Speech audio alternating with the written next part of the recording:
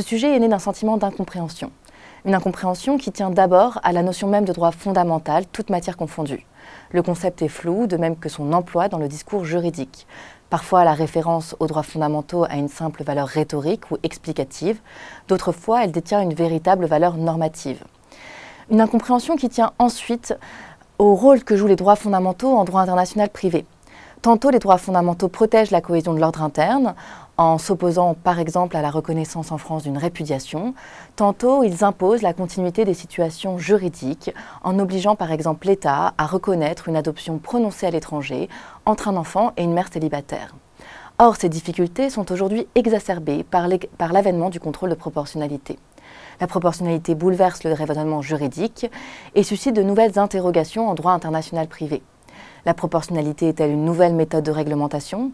A-t-elle vocation à remplacer ou à évincer les méthodes traditionnelles? Doit-elle être intégrée à l'ordre public international? Autant de questions auxquelles ma thèse tente entre autres de répondre. Dans cette perspective, j'ai distingué de manière pragmatique le problème de droit international privé de ses solutions. Cette distinction entre problème et solution constitue la colonne vertébrale de ma réflexion et les deux parties de la thèse. Concernant le problème de droit international privé, j'ai d'abord démontré comment et dans quelle mesure les droits fondamentaux avaient transformé le conflit d'ordre juridique étatique en conflit de valeurs. Ce changement de perspective s'illustre de manière très nette à propos de la gestation pour autrui.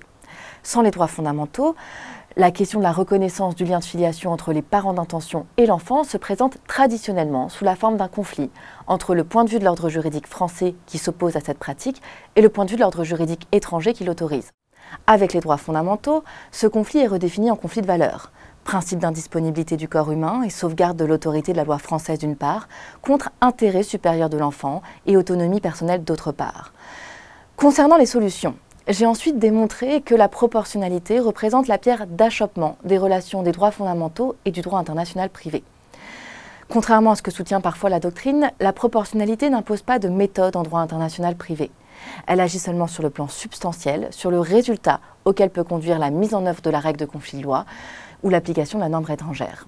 Or, sur ce plan substantiel, la jurisprudence européenne révèle justement une tendance à privilégier la continuité des situations juridiques sur la cohésion de l'ordre interne, tendance qui s'inscrit à rebours des solutions traditionnelles de droit international privé.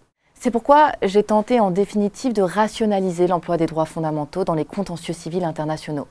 À ce titre, j'ai notamment proposé d'affiner la méthodologie du contrôle de proportionnalité et d'exclure sa mise en œuvre en cas d'abus de droit fondamental.